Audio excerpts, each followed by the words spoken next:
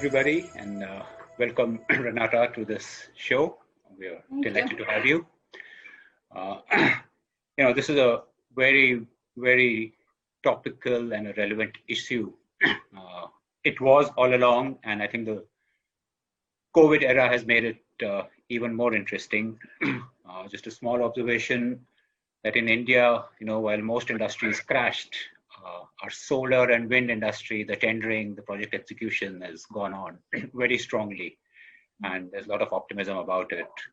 And globally, I was delighted to see that in some parts of the Western world, while automobile sales fell 15% in the COVID quarter initially, the electric vehicle sales remained strong. And I think that's a very interesting trend, and that's a very good pointer to the future direction. But that's just an introductory observation from a sort of a layman. You are the specialist. Why don't you tell us how do you see the state of sustainability in the world in general, and then turn to India also, please. Thank you, and congratulations for putting together such a really interesting group of speakers, and of course the topic can't be more relevant. So sustainability is a very big term, and it can refer to anything from climate change to the environment more broadly, but it can also refer to socioeconomic phenomena and any other number of concerns. But time is short, and so you've also evoked the climate and environment, so let me focus on those two big aspects of sustainability. Basically, obviously it's an enormous preoccupation for all of us. The results of our lack of focus on sustainability previously is clear for everyone to see. I mean, we're collectively on a calamitous trajectory, whether you're measuring it in terms of CO2 emissions or whether and rises in global temperatures, or whether you're measuring it in terms of environmental degradation. Globally, we're not in a good state. That's clear for everyone to see. And the same is true on other dimensions of sustainability as well. I'm referring to inequality, which I'll perhaps talk a little bit more about later, but none of these big dimensions of sustainability globally are we taking seriously enough. In India, well, as you know, globally, the spotlight is on big countries and big CO2 emitters. And India is in that spotlight with 1/6 of humanity, and also being the third largest carbon emitter today. And India is also home to 10 of the fastest growing cities on our planet, and its energy needs are expected to double by 2040. So we all understand that India's per capita carbon emissions are extremely low compared to other countries, other big emitters, and that India is only responsible for a very small proportion of the historical stock of CO2 in our atmosphere. So we understand that, and we also understand that India's economic growth at this stage of the country's development is absolutely critical to the well-being of her 1.3 billion people. India is very much a developing country, but now more than ever, with the effects of COVID-19, we have to think hard about how the recovery takes place. We're facing a climate emergency. We need all hands on deck. And even though there's a strong temptation to put all our, all our eggs in the economic basket, we have to think about how that's going to affect the planet. India particularly needs to think about it because she's a victim of climate change. She understands what the stakes are. Changing rainfall patterns, the number and the intensity of storms that we've seen, floods and droughts, there's already a significant impact, both in terms of human suffering, but also in terms of economic losses. The UN estimates that India suffered almost $80 billion in economic losses since the year 2000. Due to climate change disasters. So in addition to everything else, the country has a strong economic incentive to see that the climate problem is resolved. And India is striving hard. She's pushing hard on the sustainability envelope. We can see that the government has articulated ambitious targets in the context of the international climate negotiations. We've seen states themselves coming forward. For example, Bihar state has now pledged to become carbon neutral by 2040. And we see an increasing number of Indian industries also stepping up to the plate and pledging carbon neutrality by 2040. So we're seeing a very good step or steps in the right direction. And I'm just talking about sectors, but you know, if I think back about my several years in India, now I've been so inspired by the fountain of inspiring entrepreneurs across the country who are doing all sorts of extraordinary innovative breakthroughs across various sectors. I mean, I remember a young entrepreneur presenting a new technology that basically converts agriculture waste into textile products, or recycles organic water using organic inputs, or cleaning up lakes and beaches. So the amount of innovation in this country is really astounding, and the list really goes on. So as this is an international audience, maybe it's just important to say that India really has taken her climate responsibilities seriously, both at home, but also beyond her borders, because India is also helping other developing countries in their efforts to fight climate change and to put in place mechanisms for a more sustainable environment. Yeah. I think you summed up India's position pretty well, that you know, in various negotiations they go for per capita emissions, while the need of reducing these emissions is critical. Anyway, what are the different initiatives you and your organization focusing on currently? Well, at the global level, there are sort of three big planks of work, and I'm talking particularly in response to the COVID-19 virus, because our work is bigger than that, but the virus has created such damage across the world that it's impacting a lot of on our work as well. So we have a lot of work ongoing on the health front and trying to coordinate a comprehensive health response, a global health response. On the humanitarian and socioeconomic front is the second big area of our work. And the third is, of course, recovery, and supporting a recovery that builds back a better world, you know, better than it was before COVID hit us. So we're focusing on saving lives, on vital services, making them accessible again, keeping households afloat, business solvents, getting supply chains functioning again, keeping institutions strong, making sure public services are there, et cetera, et cetera. And behind all this, we're putting a big spotlight on the most marginal and the most vulnerable, so that they don't get left behind. I'll just maybe start a few areas of what we're doing globally in the health sector, because I think it's important and it often goes underreported. But up until now, we've shipped over 450 million PPE kits and nearly 200,000 pieces of equipment, including ventilators, to countries that need them. And we've provided water and sanitation supplies for 54 million people across 114 countries. We've also supported 40 million women and children with essential healthcare services. And we've reached 400 million people through the UN's Verified campaign. This is a media campaign that is set up to really fight the COVID infodemic, misinformation and stigma that's basically very prevalent on social media. So these are just a few big areas in the health sector. There's much more going on. Yeah, it's you know, one interesting fallout of this pandemic seems to be the focus on health sector, which I think will be good for people even after this virus is brought under control. You know, another issue is, you know, what kind of leadership one has in looking at sustainability or taking sustainability initiatives. So in your opinion, what are the skill sets which you think are important for a sustainability leader? A great question. Of course, there are many skill sets, but I think maybe three stand out for me. The first is maybe self-evident, but it's basically to be able to think beyond the short term. A sustainability leader, by definition, has to think medium and long term as well as a short term. And in fact, this goes back to the definition of sustainability when it came out of the Brundtland Commission report back in 1987, when they talked about sustainability meaning the current generation cannot produce or, how should I say, utilize resources in a manner that compromises future generations. We have to think about the long term. But you'd be surprised. We're living in a very short-termism world. People's targets are 2 months, 5 months, 3 months, maybe months, a year, and so it's very difficult to actually think medium term and long term. So first is that.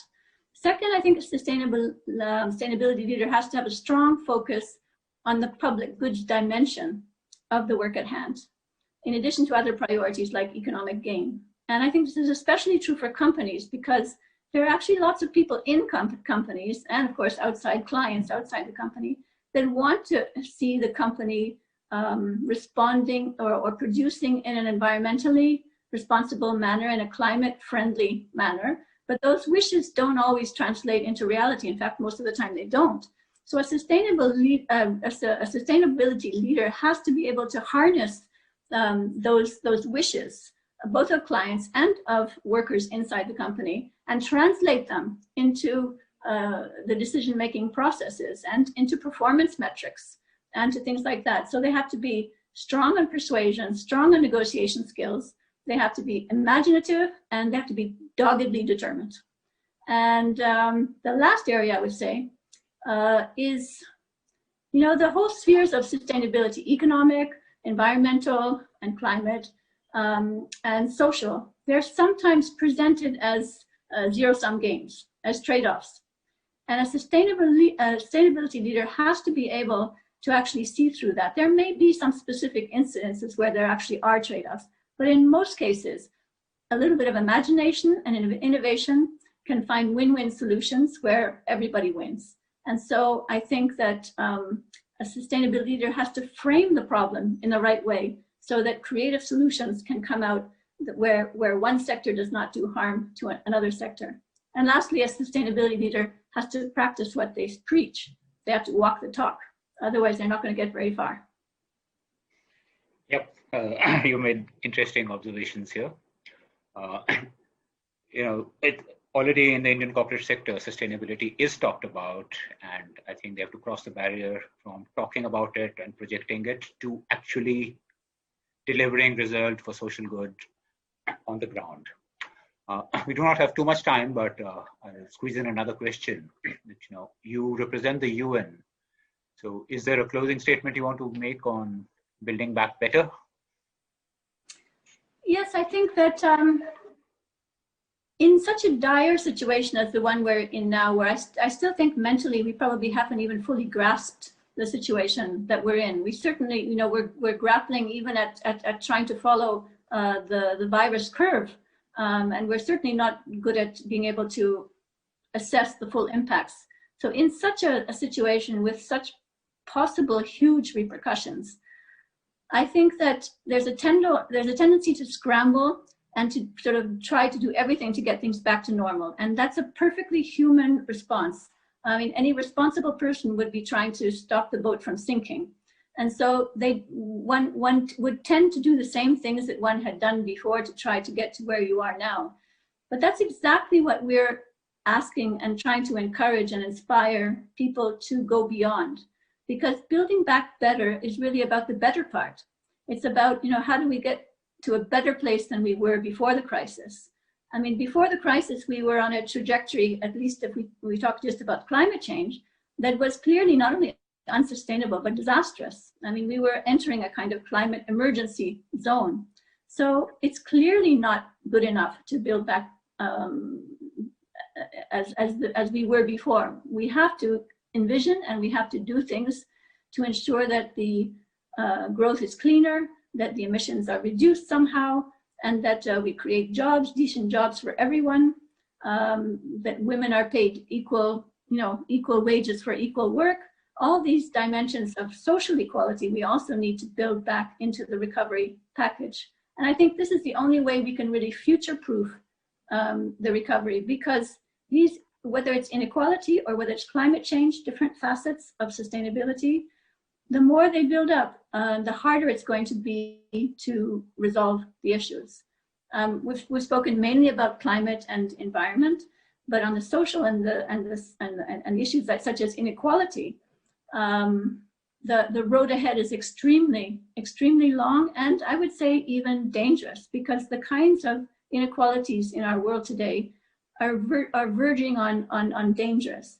I mean, it's not for nothing that people are in streets in many parts of the world, clamoring for different things. And behind that, in many instances, is a sense that things are not fair, and that things are so unequal that they are willing to come out into the streets.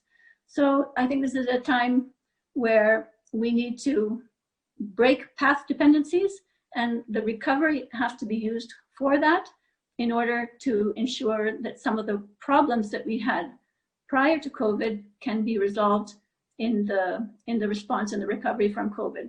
Because as everyone says, you know, a crisis, I mean, don't waste a good crisis. Crisis is an opportunity, and this is the moment if ever there was one. Okay, you make an interesting point of how, you know, the social goals are very challenging and perhaps need to be highlighted much more, while there's a lot of focus on emission and environment. That's a very interesting point.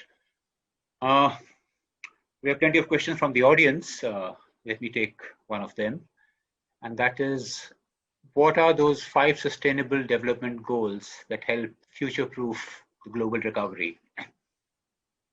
Well, I wish I could from my hat and give them to you nice and easy, but I'm afraid I can't, because the SDGs were envisioned as a package. So because you're asking for 5, or the audience is asking for 5, I will focus on 5, but not specifically, how should I say, not specifically hermetically sealed of the goals. They're a little bit broader. The first is climate change. I don't know if I have to say more about that, but the climate crisis is clear to everybody.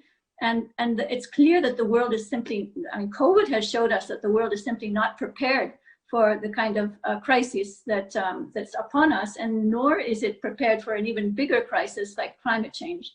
So the first is that the recovery has to build more resilience. It has to make us stronger, more prepared, more capable of dealing with shocks, because we haven't, I mean, our how should I say, if we had to grade ourselves on the response to COVID, I think we would all be found lacking. Second is inequalities, as I've already mentioned. And I think, you know, it's hard to sort of wrap one's mind around it, but when you think that there's a statistic that I like to cite because it's just so telling, 26 of the world's top 26 billionaires own the same wealth as the poorest half of humanity, 3.8 billion people. 26 billionaires own the same wealth as 3.8 billion people. And the top 1%, which is a bit more than 26 billionaires, but the top 1% have captured twice as much growth as the bottom 50%. And so how is that fair? I mean, that's actually ridiculous. So no wonder people are on the streets. That has to be addressed. And inequality is about much more than income too. I mean, I could talk about unequal access to, you know, basic services, etc. Sometimes, or to even take COVID-19. You know, we told people wash your hands, but how many people didn't actually have access to clean water or didn't have soap in their homes? And so I think that the realities are so stark and so different. I think that the inequality is probably one of the big defining moments of our time. And there is an SDG goal related to it specifically, but it actually encompasses all of the goals. Third, I would say, would be good health systems. That's obvious coming in the middle of a pandemic. But the virus has unveiled or revealed to us many of the shortcomings in national health systems. And you know, we've seen hospitals overflowing, patients not being able to get critical health care. We've seen exhausted health workers, often inadequately protected from the virus, working around the clock. And these haunting images have to tell us something. We have to invest more in health and more equal access to health. Fourth would be poverty. Coming from the UN, you wouldn't find that too surprising. 71 million people may fall into extreme poverty because of COVID-19. That's some of the calculations going on right now. And this would be pretty catastrophic, because it's not only is it catastrophic, but it's reversing a positive trend. we were actually on a positive trend. The world wasn't on a positive trend for many things, but on reducing poverty, we were on a positive trend. And so this is particularly disturbing. It's something that we've worked and labored so hard, and I say we, the whole world has worked on this, is now being, potentially reduced. India has made great strides in reduction of multidimensional poverty. I think you probably know that the multidimensional poverty index went down from 55% to 28% over a 10-year period that culminated in 2016. So we hope and pray that this can be maintained, but all the signs are that the size of this crisis is so big that many more people are going to fall into poverty in India and elsewhere. And finally, the last thing I would say would be partnerships. The big thing that's been missing in the global response to COVID-19 has been solidarity. Solidarity among countries, and solidarity sometimes in countries too. And SDG 17 calls for renewed development partnerships across countries, across all sectors, governments, civil society, private sector, the full range of stakeholders. So I think these are probably the 5 big areas that need special attention as we move back, or we come back from the brink, so to speak, of the COVID-19 crisis. Okay, very useful points you've made. And I think poverty and inequality is something which India has been battling all along. I think the first response India had to the COVID crisis was an announcement that free food would be distributed to a very large number of people. So I think the country is pretty much aware and focused on this. Renata, I really would like to thank you for bringing in a very clear and strong perspective in this very important, relevant, and topical issue. We do hope these goals, every country will take good strides towards it, reduce inequality, whether it is social or economic, make the world a better place to live. On that positive note, thank you very much for being with us. Thank you very much for organizing such a fantastic event as well. Keep well.